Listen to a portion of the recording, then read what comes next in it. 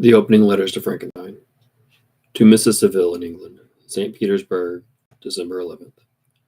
You will rejoice to hear that no disaster has accompanied the commencement of an enterprise which you have regarded with such evil forebodings. I arrived here yesterday, and my first task is to assure my dear sister of my welfare and increasing confidence in the success of my undertaking. I am already far north of London, and as I walk in the streets of Petersburg, I feel a cold northern breeze play upon my cheeks, which braces my nerves and fills me with a delight. Do you understand this feeling? This breeze, which traveled from the regions towards which I am advancing, gives me a foretaste of those icy climes. Inspired by this wind of promise, my daydreams become more fervent and vivid. I try in vain to be persuaded that the pole is the seat of frost and desolation. It ever presents itself to my imagination as the region of my beauty and delight. There, Margaret, the sun is forever visible, its broad disk just skirting the horizon and diffusing a perpetual splendor. There, for with your leave, my sister, I will put some trust in preceding navigators. There snow and frost are banished, and sailing over a calm sea, we may be wafted to a land surpassing in wonders and in beauty every region hitherto discovered on the habitable globe. Its productions and features may be without example, as the phenomena of the heavenly bodies undoubtedly are in these undiscovered solitudes. What may not be expected in a country of eternal light? I may there discover the wondrous power which attracts the needle, and may regulate 1,000 celestial observations that require only this voyage to render their seeming eccentricities consistent forever.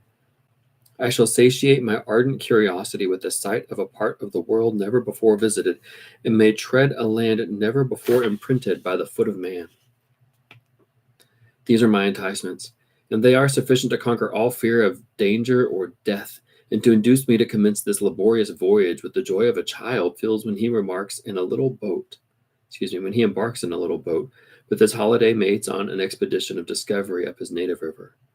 But supposing all these conjectures to be false, you cannot contest the inestimable benefit which I shall confer on all mankind to the last generation by discovering a passage near the pole to those countries to reach which at present so many months are requisite, or by ascertaining the secret of the magnet, which, if at all possible, can only be effected by an undertaking such as mine.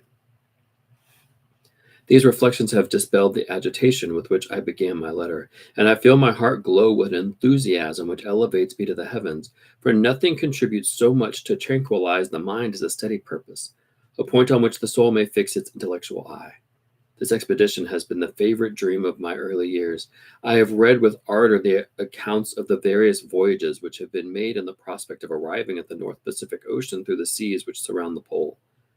You may remember that a history of all the voyages made for purposes of discovery composed the whole of our good Uncle Thomas's library. My education was neglected, yet I was passionately fond of reading. These voyages were my study day and night, and my familiarity with them increased the regret which I had felt as a child on learning that my father's dying injunction had forbidden my uncle to allow me to embark in a seafaring life. These visions faded when I persuaded for the first time those poets whose effusions entranced my soul and lifted it to heaven. I also became a poet, and for 1 year lived in a paradise of my own creation. I imagined that I also might obtain a niche in the temple where the names of Homer and Shakespeare are consecrated. You are well acquainted with my failure and how heavily I bore the disappointment. But just at the time I inherited the fortune of my cousin, and my thoughts were turned into the channel of their earlier bent. 6 years have passed since I resolved on my present undertaking. I can, even now, remember the hour from which I dedicated myself to this great enterprise. I commenced by inuring my body to hardship. I accompanied the whale fishers on several expeditions to the North Sea. I voluntarily endured cold, famine, thirst, and want of sleep. I apologize. I often worked harder than the common sailor during the day and devoted my nights to the study of mathematics, the theory of medicine, and those branches of physical science from which a naval adventurer might derive the greatest practical advantage. Twice I actually hired myself as an undermate in the Greenland whaler, and acquitted myself to admiration. I must own I felt a little proud when my captain offered me the second dignity in the vessel, and entreated me to remain with the greatest earnestness, so valuable did he consider my services. And now, dear Margaret, do I not deserve to accomplish some great purpose?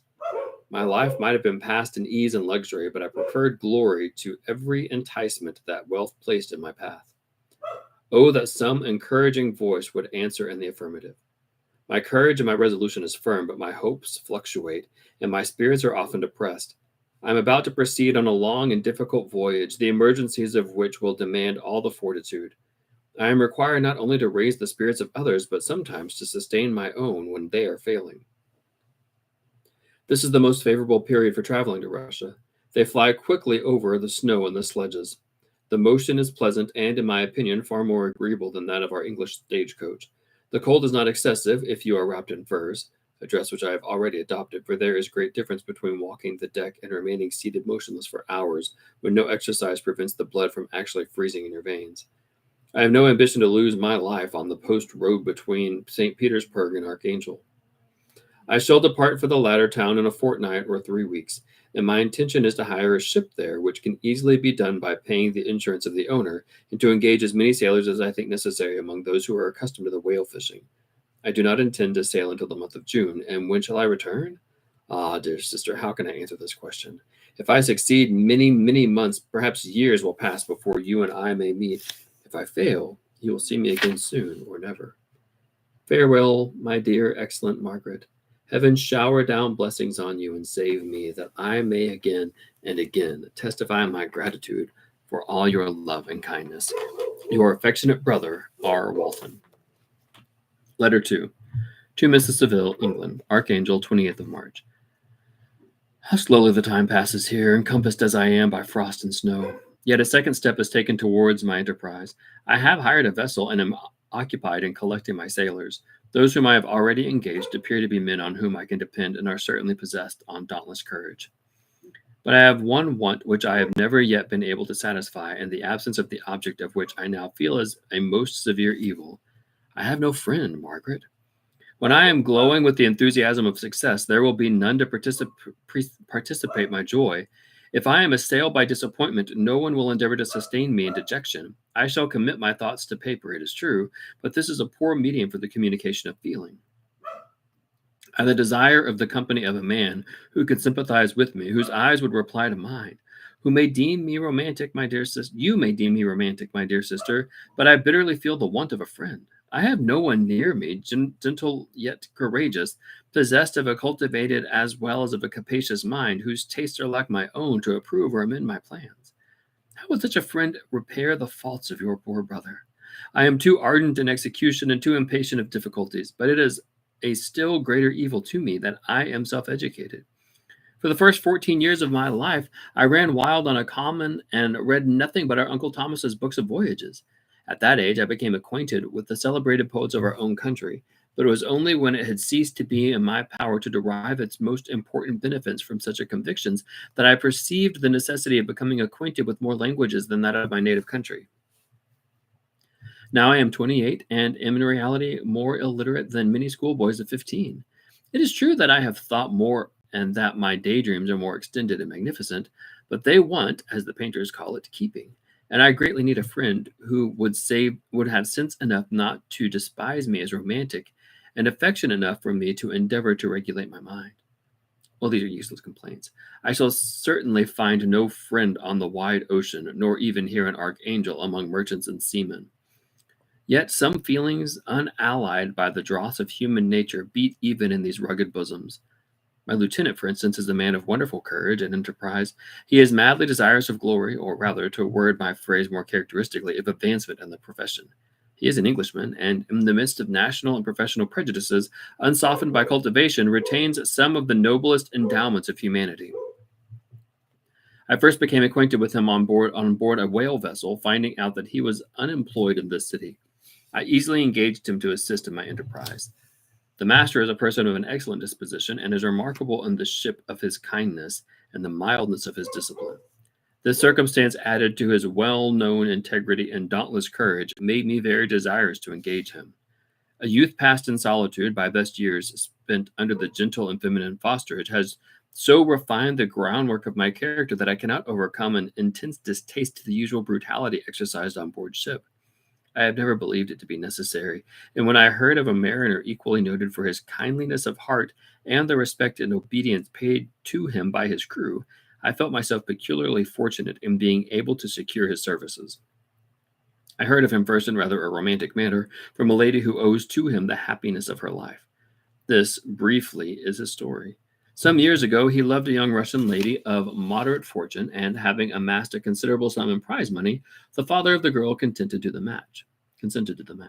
He saw his mistress once before the destined ceremony, but she was bathed in tears and throwing herself at his feet, entreated him to spare her, confessing at the same time that she loved another, but that he was poor, and that her father would never consent to the union. My generous friend reassured the suppliant, and on being informed of the name of her lover, instantly abandoned his pursuit. He had already bought a farm with his money, on which he had a design to pass the remainder of his life, but he bestowed the whole on his rival, together with the remains of his prize money to purchase stock, and then himself solicited the young woman's father to consent to her marriage with her lover. But the old man decidedly refused, thinking himself bound in honor to my friend, who, when he found the father inexorable, quitted his country nor returned until he had heard of his former mistress was married according to her inclinations. What a noble fellow, you will exclaim. He is so, but then he is wholly uneducated. He is as silent as a Turk, and a kind of ignorant carelessness attends him, which, while it renders his conduct the more astonishing, detracts from the intense interest and sympathy which otherwise he would command. Yet do not suppose because I complain a little, or because I can conceive a consolation for my toils which I may never know, that I am wavering in my resolutions. Those are as fixed as fate, and my voyage is only now delayed until the weather shall permit my embarkation. The winter has been dreadfully severe, but the spring promises well, and it is considered as a remarkably early season, so that perhaps I will sail sooner than I expected. I shall do nothing rashly. You know me sufficiently to confide in my prudence and my considerateness whenever the safety of others is committed to my care. I cannot describe to you my sensation of the near prospect of my undertaking. It is impossible to communicate to you a conception of the trembling sensation, half pleasurable and half fearful, with which I am preparing to depart.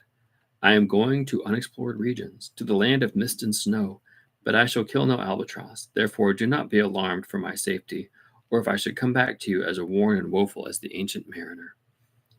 You will smile at my illusion, but I will disclose a secret. I have often attributed my attachment to, my passionate enthusiasm for, the dangerous mysteries of the ocean to that production of the most imaginative of modern poets. There is something at work in my soul which I do not understand. I am practically industrious, painstaking, a work meant to execute with perseverance and labor. But besides this, there is a love for that marvelous, a belief in the marvelous intertwined in all my projects, which hurries me out of the common pathways of men, even to the wild sea and unvisited regions I am about to explore. But to return to dearer considerations, shall I meet you again after having traversed immense seas and returned by the most southern cape of Africa or America? I dare not expect such success, yet I cannot bear to look on the reverse of that picture. Continue for the present to write to me by every opportunity. I may receive your letters on some occasions when I need them most to support my spirits. I love you very tenderly. Remember me with affection, should you ever hear from me again. Your affectionate brother, Robert Walton. Letter 3. To Mrs. Seville, England, July 7th. My dear sister, I write a few lines in haste to say that I am safe and well advanced on my voyage. This letter will reach England by a merchantman now on its homeward voyage from Archangel, more fortunate than I, who may not see my native land perhaps for many years. I am, however, in good spirits. My men are bold and apparently firm of purpose, and do the floating sheets of ice that continually pass us, indicating the dangers of the region towards which we are advancing, appear to dismay them. We have already reached a very high latitude, but it is the height of summer, and although not so warm as in England, the southern gales which blow us speedily towards those shores which I so ardently desire to attain breathe a degree of renovating warmth which I had not expected. No incidents have hitherto befallen us that would make a figure in a letter. One or two stiff gales and the springing of a leak are accidents which experienced navigators scarcely remember to record, and I shall be well content if nothing worse happen to us on our voyage. Adieu, my dear Margaret. Be assured that for my sake as well as yours, I will not rashly encounter danger. I will be cool, persevering, and prudent. but success shall crown my endeavors. Wherefore not? Thus far I have gone, tracing a secure way over the pathless seas, the very stars themselves being witnesses and testimonies of my triumph. Why not still proceed over the untamed yet obedient element? What can stop the determined heart and resolved will of man? My swelling heart involuntarily pours itself out thus. But I must finish. Heaven bless my beloved sister. Letter 4. Now that one's signed R.W. Letter 4. To Mrs. Seville, England, August 5th. So strange an accident has happened to us that I cannot forbear recording it, although it is very probable that you will see me before these papers can come into your possession. Last Monday, July 31st, we were nearly surrounded by ice, which closed in on the ship on all sides, scarcely leaving her the sea room in which she had floated. Our situation was somewhat dangerous, especially as we were compassed round by a very thick fog.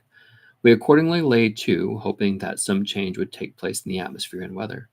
About 2 o'clock the mist cleared away, and we beheld stretched out in every direction vast and irregular plains of ice, which seemed to have no end. Some of my comrades groaned, and my own mind began to grow watchful with anxious thoughts, when a strange sight suddenly attracted our attention and diverted our solicitude from our own situation. We perceived a low carriage fixed on a sledge and drawn by dogs, pass on towards the north at the distance of half a mile. A being which had the shape of a man, but apparently of gigantic stature, sat on the sledge and guided the dogs. We watched the rapid progress of the traveler with our telescopes until he was lost among the distant inequalities of the ice. This appearance excited our unqualified wonder. We were, as we believed, many hundred miles from any land, but this apparition seemed to denote that it was not in reality so distant as we had supposed. Shut in, however, by ice, it was impossible to follow this track, which we had observed with the greatest attention. About 2 hours after this occurrence, we heard the ground sea, and before night the ice broke and freed our ship. We, however, lay to until the morning, fearing to encounter in the dark those large loose masses which float about the breaking up of ice. I profited of this time to rest for a few hours. In the morning, however, as soon as it was light, I went upon deck and found all the sailors busy on one side of the vessel, apparently talking to someone in the sea. It was, in fact, a sledge, like that we had seen before, which had drifted towards us in the night on a large fragment of ice. Only one dog remained alive, but there was a human being within it whom the sailors were persuading to enter the vessel. He was not, as the other travelers seemed to be, a savage inhabitant in some undiscovered island, but a European. When I appeared on deck, the master said, "Here is our captain, and he will not allow you to perish on the open sea." On perceiving me, the stranger addressed me in English, although with a foreign accent. Before I come on board your vessel," said he, "will you have the kindness to inform me whither you are bound?" You may conceive my astonishment on hearing such a question addressed to me from a man on the brink of destruction, and to whom I should have supposed that my vessel would have been a resource which he would have not exchanged for the most precious wealth the earth can afford. I replied, however, that we were on a voyage of discovery toward the northern pole. Upon hearing this, he appeared satisfied and consented to come on board. Good God, Margaret, if you had seen the man who thus capitulated for his safety, your surprise would have been boundless. His limbs were nearly frozen, and his body dreadfully emaciated by fatigue and suffering. I never saw a man in so wretched a condition. We attempted to carry him into his cabin, but as soon as he had quitted the fresh air, he fainted.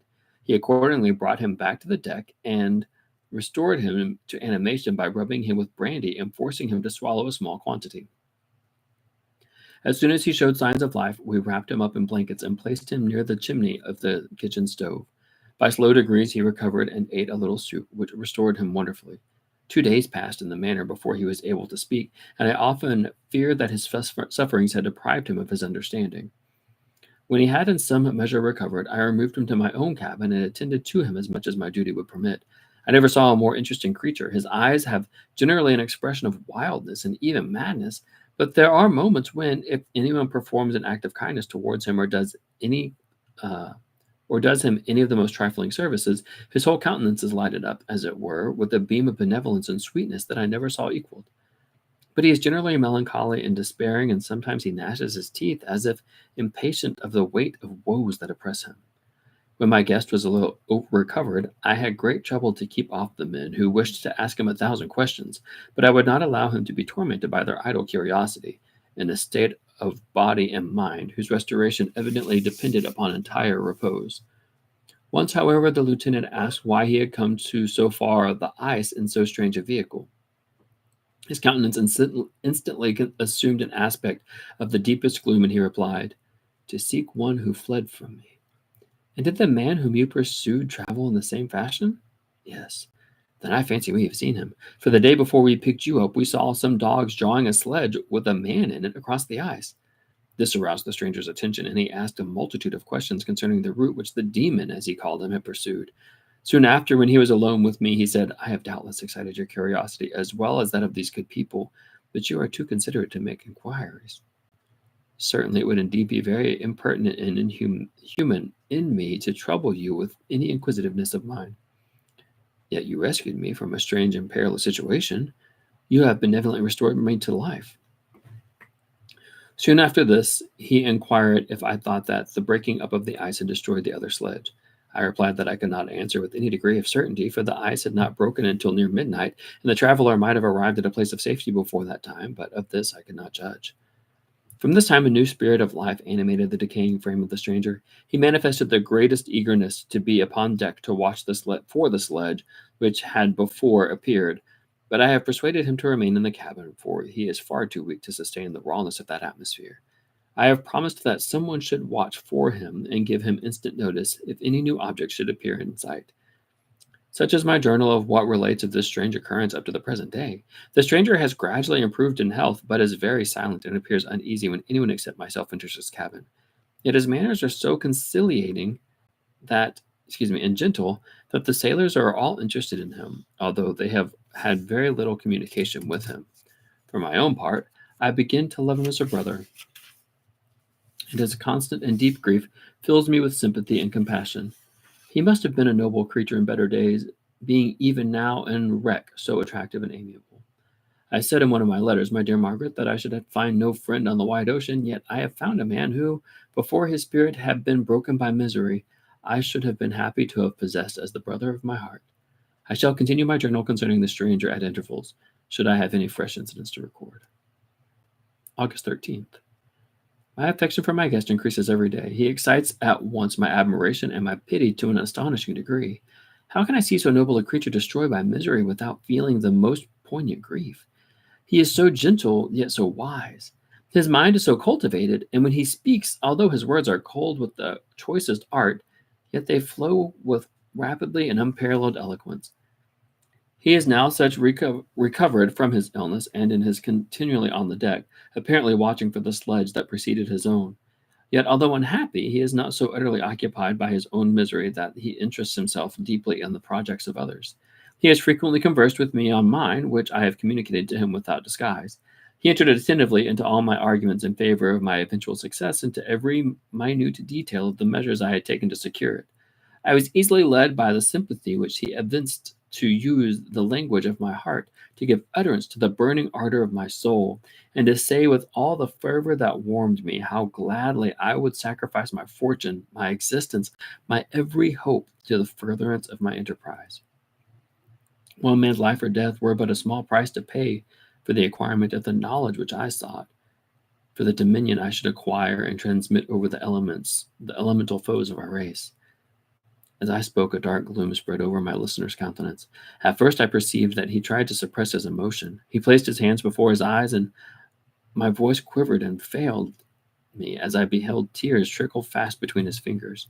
A groan burst from his heaving breast. I paused. At length he spoke in broken accents. "Unhappy man, do you share my madness? Have you drunk also on the intoxicating draught? Hear me. Let me reveal my tale, and you will dash the cup from your lips." Such words, you may imagine, strongly excited my curiosity, but the paroxysm of grief that had seized the stranger overcame his weakened powers, and many hours of repose and tranquil conversation were necessary to restore his composure. Having conquered the violence of his feelings, he appeared to despise himself for being slave of passion, and quelling the dark tyranny of despair, he led me again to converse concerning myself personally. He asked me the history of my earlier years. The tale was quickly told, but it awakened various trains of reflection. I spoke of my desire of finding a friend, of my thirst for a more intimate sympathy with the fellow mind that had ever fallen to my lot, and expressed my conviction that a man could boast of little happiness who did not enjoy this blessing. "I agree with you," replied the stranger. "We are unfashioned creatures, but half made up. If one wiser, better, dearer than ourselves, such a friend ought to be, do not lend his aid to perfectionate our weak and faulty natures. I once had a friend, the most noble of human creatures, and am entitled, therefore, to judge respecting friendship. You have hope and the world before you, and have no cause for despair. But I have lost everything and cannot begin life anew. As he said this, his countenance became expressive of a calm, settled grief that touched me to the heart. But he was not silent and presently retired to his cabin. But he was silent and presently retired to his cabin. Even broken in spirit as he is, no one can feel more deeply than he does the beauties of nature.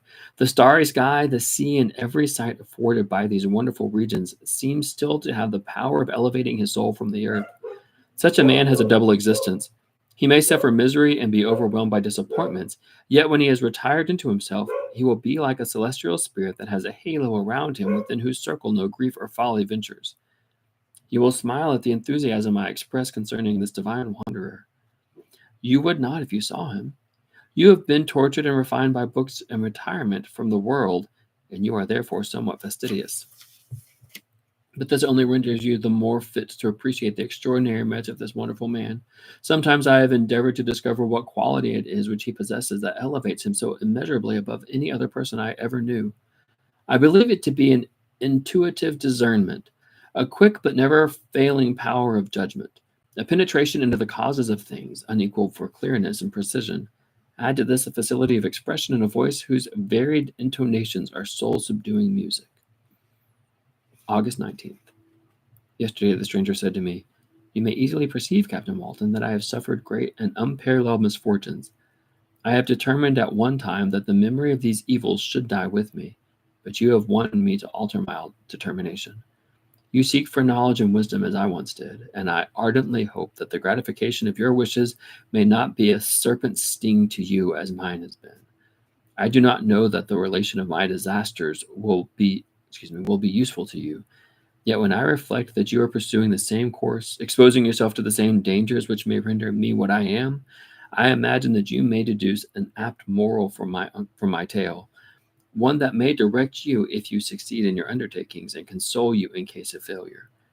Prepare to hear of occurrences which are usually deemed marvelous.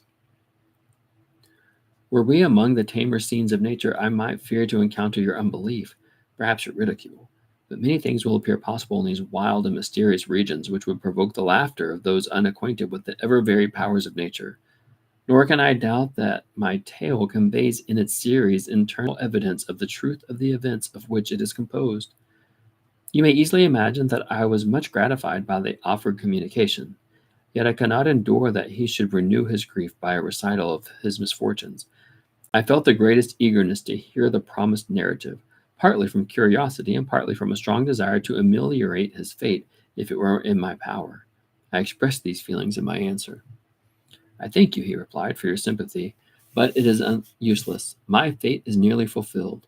I wait but for one event, and then I shall repose in peace. I understand your feeling," continued he, perceiving that I wished to interrupt him, "but you are mistaken, my friend, if thus you will allow me to name you. Nothing can alter my destiny. Listen to my history, and you will perceive how irrevocably it is determined." He then told me that he would commence his narrative the next day when I should be at leisure. This promise drew from me the warmest thanks. I have resolved every night when I am not imperatively occupied by my duties to record as nearly as possible in his own words what he has related during the day. If I should be engaged, I will at least make notes. This manuscript will doubtless afford you the greatest pleasures, but to me, who know him and who hear it from his own lips, with what interest and sympathy shall I read it in some future day? Even now, as I commence my task, his full-toned voice swells in my ears. His lustrous eyes dwell on me with all their melancholy sweetness. I see his thin hand raised in animation, while the lineaments of his face are irradiated by the soul within. Strange and harrowing must be his story. Frightful the storm which embraces the gallant vessels on its courage and wrecked it thus. Okay, so one of the cool things about Frankenstein is it's a frame novel. And so it's a narrative style in which the whole story is a flashback and it's told within this frame. And so the frame is Robert Walton, who is writing letters to his sister Margaret. And within this frame, within these letters, he's relaying the story that Victor Frankenstein tells him. So the narrator of the whole book is Robert Walton. Within that frame is the narrator of Victor Frankenstein, who is going to tell the story in flashback of how Victor Frankenstein created the creature that many people mistakenly think is Frankenstein. Frankenstein's not the monster, he's the creature. Excuse me, Frankenstein's not the creature, he is the scientist. So Robert Walton is sailing off into the North Pole. He's acquired a boat. All he wants is a friend. He wishes he had a friend. He does talk about the Ancient Mariner, which is an illusion with an A. It's a reference to another piece of literature. Mary Shelley, the author of Frankenstein, was the daughter of two very, very famous writers. And she actually got to meet the author of the Ancient Mariner, Coleridge. And I believe I read somewhere that she's actually was privy to listening to him read this story aloud. So it's a really cool shout out to the poet Coleridge, and she even praises him in this piece of literature, which I think is beautiful. Let's see. So in the fourth letter, while they're up in the sailing towards the North Pole, they report that they saw a giant man being drawn by dogs on a carriage. And later that night, he wakes up and he hears the people of the boat talking to someone. And he goes out there, and there's been another man being drawn by dogs in a carriage who is now trapped on a floating piece of ice. And that man gets on the boat, and that man turns out to be Victor Frankenstein, who's going to tell Robert this story in this flashback. And he sees within Robert the same passion for science that Victor has, and he's trying to warn Robert to not forsake humanity and not to lose himself in this journey like Victor did. There's an excellent example of romanticism. Romanticism has so many qualities, but one of the ones that we'll see in this novel a lot is the beauty of nature and the power of nature, the healing power of nature. And so towards the end of this section, it says, even broken in his spirit as he is, no one can feel more deeply that he does. The beauties of nature, the starry sky, the sea, and every night afforded by these wonderful regions seem still to have the power of elevating his soul from the earth. That is romanticism in a nutshell right there. One of the qualities of romanticism. And I really love how this section ends. It ends with these beautiful lines as Robert is writing these lines to Margaret, telling her what he's about to relay. This manuscript will doubtless afford you the greatest pleasure, but to me, who know him and who hear it from his own lips, with what earnest and sympathy shall I read in some future day? Even now, as I commence my task, his full-toned voice swells in my ears, his lustrous eyes dwell on me with their melancholy sweetness. I see his thin hand raised in animation, while the lineaments of his face are irradiated by the soul within. Strange and harrowing must be his story, frightful the storm which embraced the gallant vessel in its course and wrecked it thus. So, beautiful story, great book, and this leads straight into chapter 1. Thank you for joining me. I love you dearly, and I hope that you listen along to the rest of Frankenstein.